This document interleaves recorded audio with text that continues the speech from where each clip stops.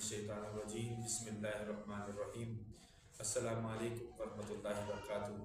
तफसीर इज़हारुल कुरान के तहत हम आपके सामने हाजिर खिदमत है और आज हम सूरतुल फातिहा की आयत नंबर 3 की तिलावत, उसका तर्जुमा और तफसीर आपके सामने बयान करेंगे। सूरह फातिहा के हवाले से हम पहले तफसीलन गुफ्तगू कर चुके हैं। अब अलग अलग आयत के तहत हम तफसीर और उसका तर्जुमा तशरीह बयान कर रहे हैं।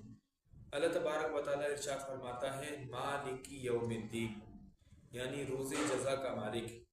ये वो दिन है जिस दिन कोई और किसी और चीज़ का मालिक नहीं होगा।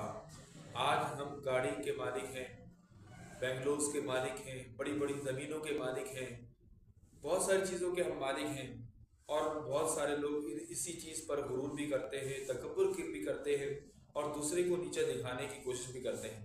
याद रखें, आज जो हमारे पास मिल्कियत है, किसी भी चीज़ की अगर मिल्कियत है, ये अल्लाह ताला की तरफ से इम्तिहान है। लेकिन एक दिन ऐसा आएगा जिस दिन कोई भी बंदा किसी और चीज़ का मालिक नहीं होगा।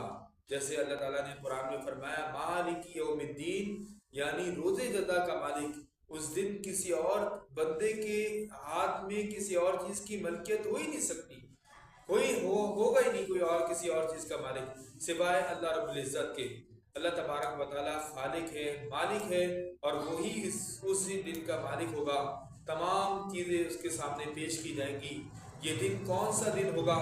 रोज़े क़यामत का वो दिन होगा जिस दिन हिसाब व किताब होगा, यानी यौमुल हिसाब, यौमुल बदला। इस दिन को कहा जाता है जो हमने दुनिया में किया है, जिस तरह भी हम दुनिया में रहे हैं, किसी के साथ बुरा किया है या अच्छा किया है या नेकी की है, नेकी करने में सबकत लेकर गए हैं, तमाम का बदला उस दिन दिया जाएगा।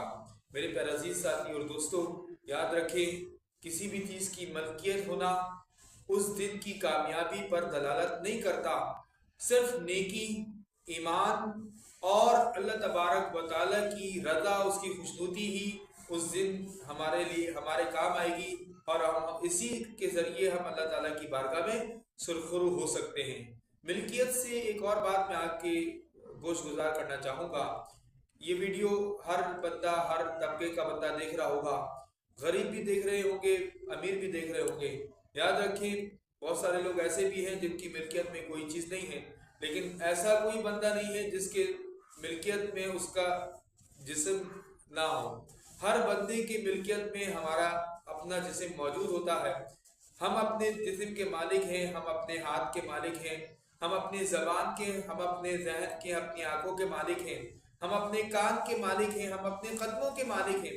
हम अगर इनको अच्छे तौर पर अल्लाह की रज़ा के तहत यूज़ करेंगे, इस्तेमाल करेंगे, तो फिर याद रखिए कल क़यामत के रोज़ हमें रुस्वा नहीं होना पड़ेगा। लेकिन अगर यही चीज़ें हमारे अल्लाह ताला की नाफरमानी कर रही हो और हम अल्लाह ताला की नाफरमानी के तहत इन तमाम चीज़ों को इस्तेमाल कर रहे हो, ज़बान से झूठ बोल रहे हो, आंखों से गलत चीज़ देख रहे हो, बेहयाई देख रहे हो, कानों से गलत बातें सुन रहे हो और जिस्म से गलत काम कर रहे हो या फिर अपने कदमों से गलत तरफ चलकर जा रहे हो, तो फिर याद रखें, रिवायात में और खुद कुरान मजीद इस बात की गवाही देता है कि कल क़यामत के रोज़ अल्लाह तबारक व तआला इन तमाम आज़ा को ये हुक्म देगा कि वो गवाही देंगे अल्लाह की बारगाह में कि अगर हमने ज़बान से झूठ बोला था तो ज़बान बोलेगी या इलाही ये झूठा आदमी है, इसने मुझसे झूठ बोला था। हाथ बोलेंगे या इलाही इसने मुझसे गलत काम कराया था। कदम बोलेंगे गलत काम की तरफ चलकर गया था। तो मेरे प्यारे अजीज साथी और दोस्तों, सूरह फातिहा की आयत नंबर 3 को हमेशा याद रखें, मालिक यौमिद्दीन, उस दिन हिसाब व किताब का दिन होगा। लिल्लाहिल वाहिद क़हार, अल्लाह तबारक व तआला अपने जलाल के साथ, अपने कहर व ग़ज़ब के साथ उस दिन मौजूद होगा। किसी को किसी की माफ़ी नहीं दी जाएगी। अगर गुनाह किया है तो गुनाह का बदला सज़ा है, सज़ा दी जाएगी, दोज़ख में रहेगा। और अगर नेकी की है तो नेकी का बदला जन्नत है, जन्नत दी जाएगी, नेमतों की बहार की जाएगी और नेमतें वहां पर इतनी कसरत के साथ होगी कि आपका जहन, आपकी सोच उसको तसव्वुर में नहीं ला सकती। तो मेरे प्यारे अजीज साथी और दोस्तों, इस 2 दिन की दुनिया में उस आखिरत की तैयारी करो और वो आखिरत हर एक के लिए है। आखिरत में अगर सजा चाहिए तो फिर यहाँ पर गुनाह करो, تمہارے لیے پھر آخرت میں عذاب ہی عذاب، اور اگر جزا چاہیے، رحمت چاہیے، نعمت چاہیے، تو پھر یہاں پر اچھے کام کرو، اپنے جسم کو اچھے کام کے لیے استعمال کرو۔